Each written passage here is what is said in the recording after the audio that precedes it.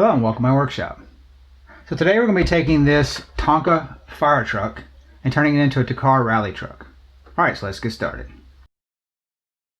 The first thing to start with is removing all the mounts and such the owner put on the chassis. Many of the rebuilds start with stripping everything down to the bare components before inspecting and planning for the rebuild. I'm not aware of this chassis manufacturer, but it's a pretty stout chassis made from aluminum. There are a lot of holes which make it easy to configure the suspension of the components.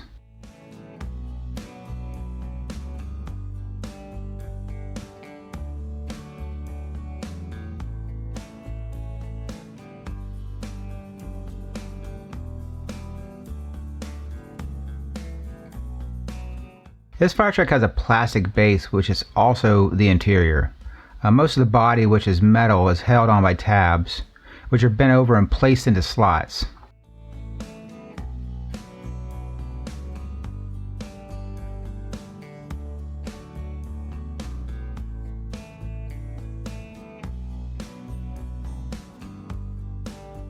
There were two rivets on the front grille which had to be drilled out, so I would need to figure out how to attach it later.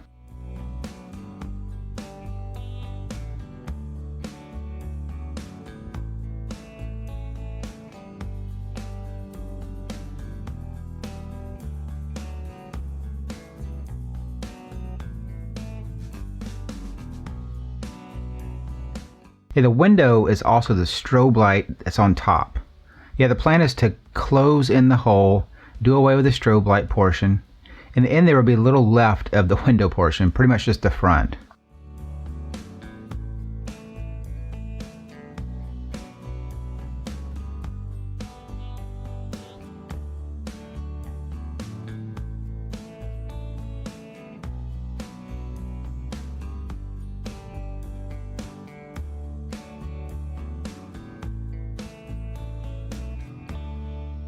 The top and bottom portion of the cab are attached with the tabs.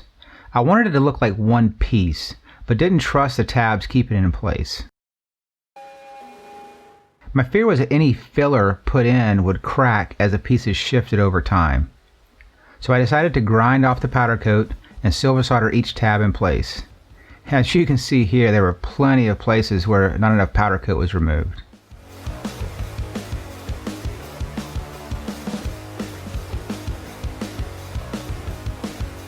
This powder coat was really thick, so I decided to use a dolphin glaze filler to transition between the bare metal and the powder coat. It also got rid of the deep scratches from where I was grinding it off. This is a filler that is a two-part and dries in about 20 minutes. It sands really nice and makes quick work of any eyesores on the body.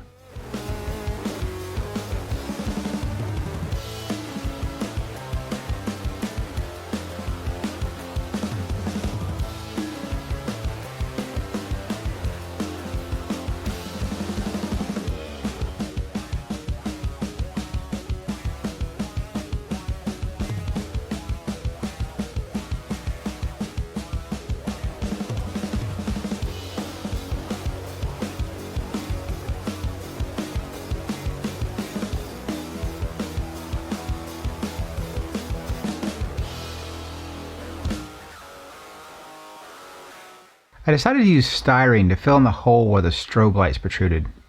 The first piece was CA glued in place, and the second was solvent glued, and then CA glued added around the edges to fill in the gaps. A little bit of filler will cover up any seams and make this pretty much disappear.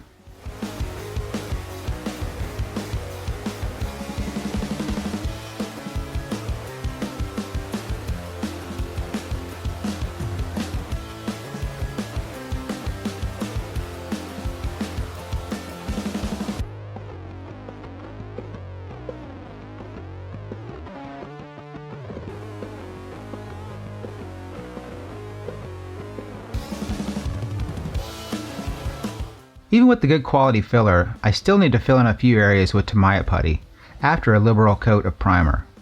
The primer does a good job of highlighting the areas which still need attention.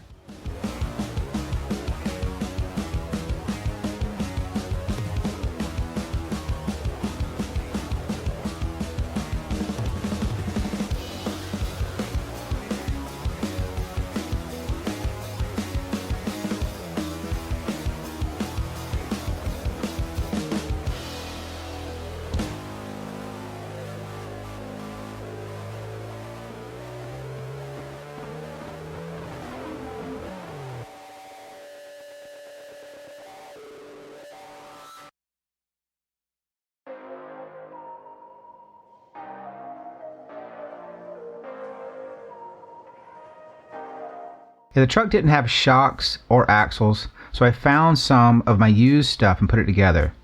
These axles are Gen 1 SCX10 fully built comp axles. They have the XR Mod UD gears as well as beef tubes. The shocks are just SCX10, but they should work just fine.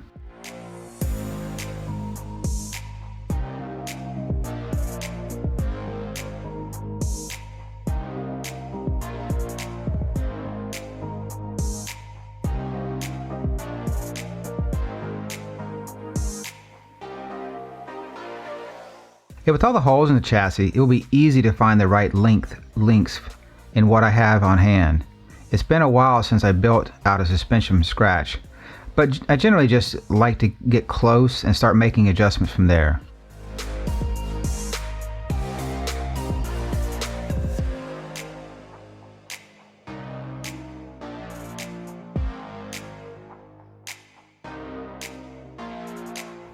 You'll have to move around the links to get the wheelbase correct, as well as set the axle angles.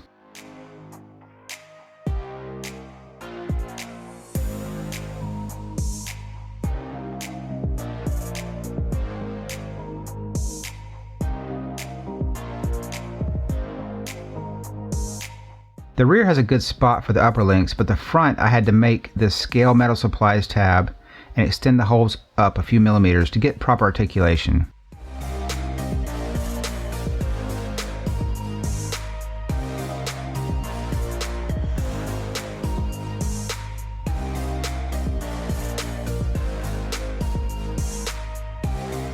I didn't have a well-defined plan for this, which is way out of character for me.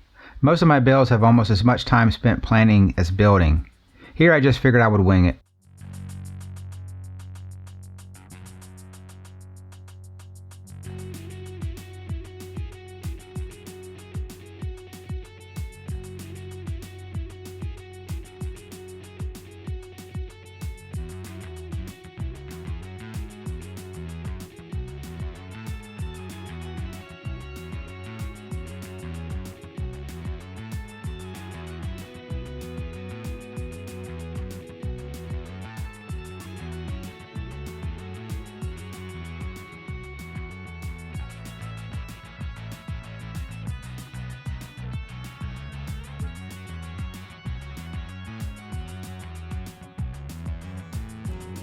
I knew the rear box needed to be, well, just that, a box.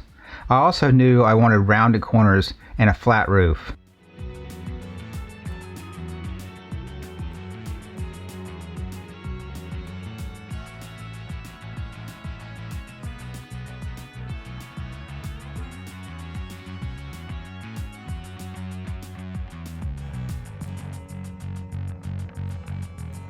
With that and a few reference pictures, I started gluing pieces together.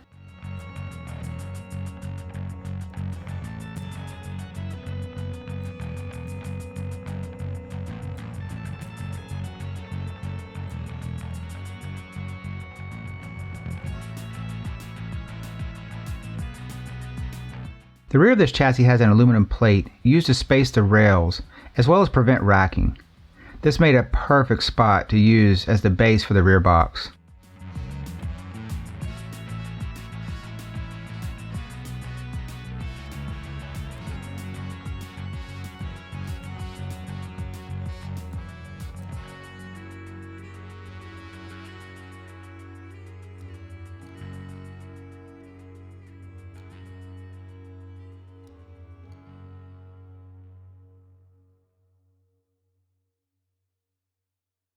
I was provided an aluminum bumper, which fits the Dakar Rally build perfectly. All I need to do is cut away the bumper molding into the grille.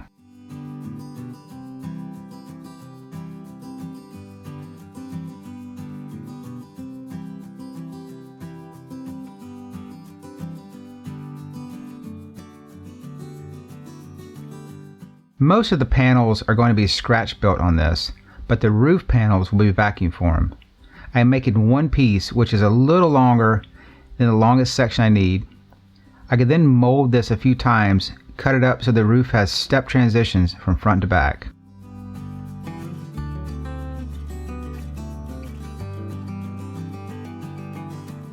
Always try and maximize the vacuum table, and here you can see a sneak peek of an upcoming build.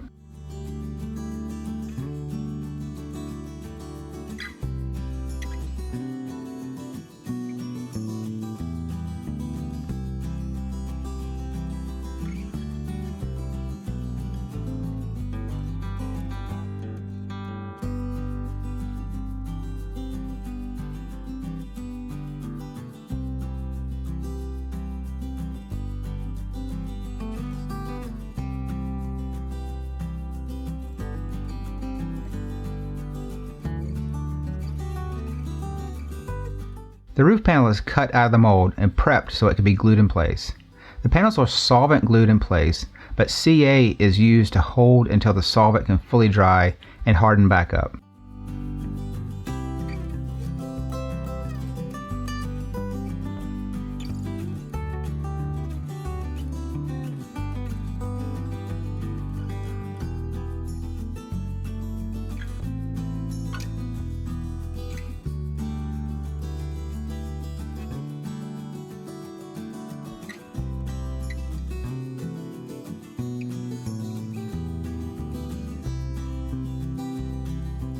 The cab slants forward in the rear, so I decided to have the box taper into the cab.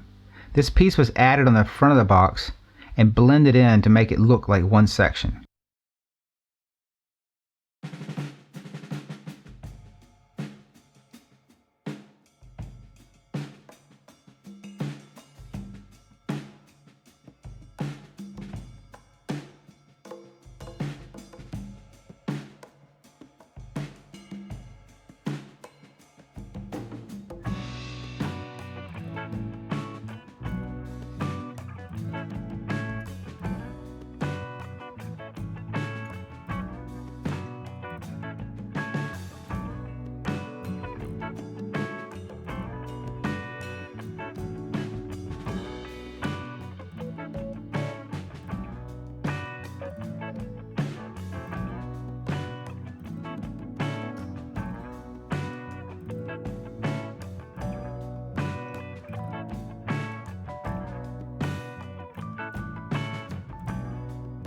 At the back of the cab, there's this giant hole, which I believe is for kids to put their figures or handfuls of dirt into the interior section. Instead of covering this up, I decided to embrace the opening and use it for the air intake. It doesn't really do anything, but it gives it that look.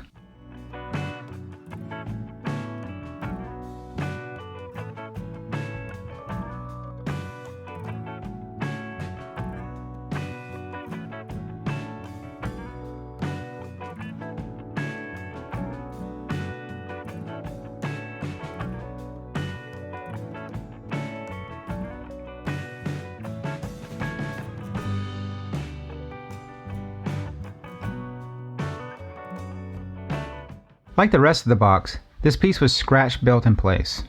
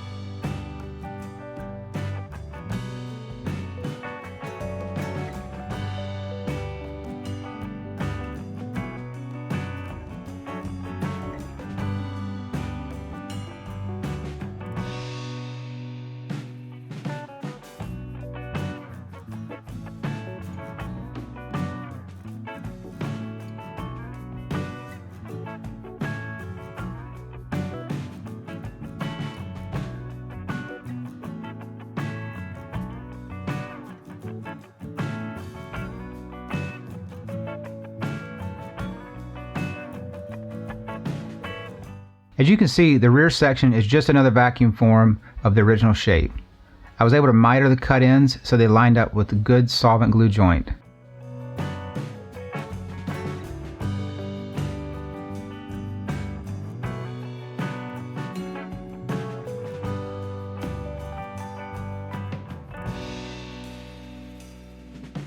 On the sides, 40 thousandths by 188 thousandths styrene shapes were added to bridge across the butt joint.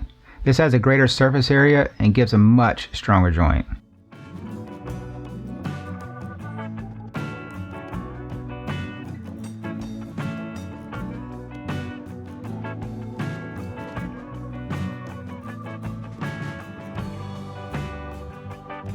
With all the panels in place, the dolphin glaze was used to cover up the joins and make smooth transitions. I ended up having to do this twice. The first time wasn't enough hardener added, so most of it just scraped off since it never really fully hardened. The second time was perfect and sanded down to a fine powder.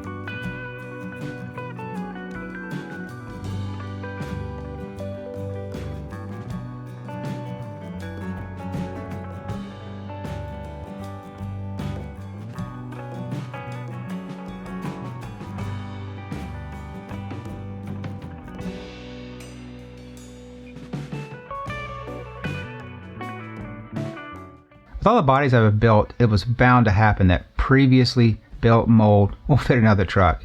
Here I am using the rear fenders from a Dodge M37. They happen to have the exact diameter, wheel arch, and shape, and width looked perfect. As always, it's better to be lucky than good.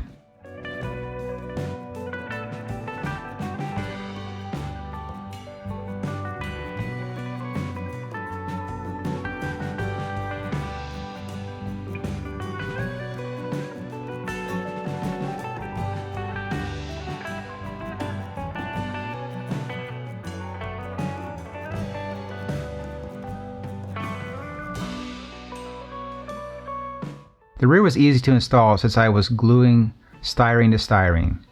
The front was a little different story since the cab is metal. There's a decent sized lip on the wheel arch, so I decided to just screw it in with some M2 hardware. I was really surprised at how secure and is happy to no further supports was needed.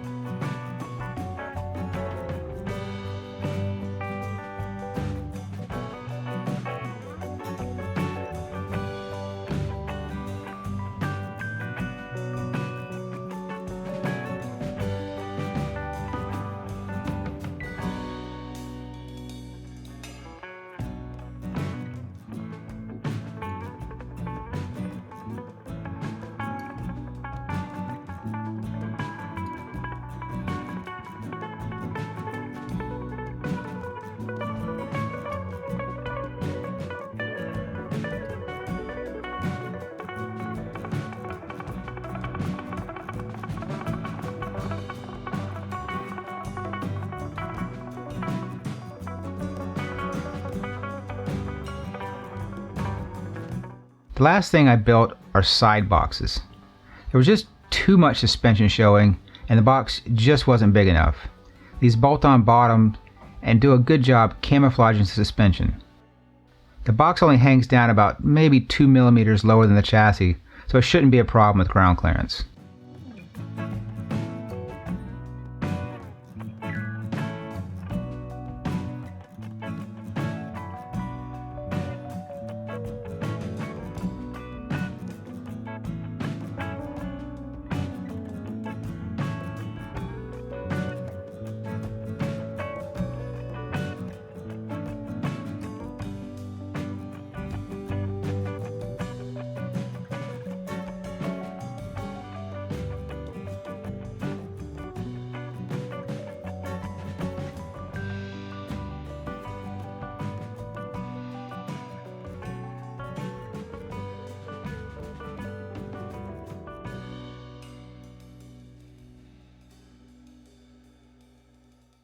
I'm making good progress on this build. Really excited to get this finished and a few other future projects coming up. Until then, we'll see you on the rocks.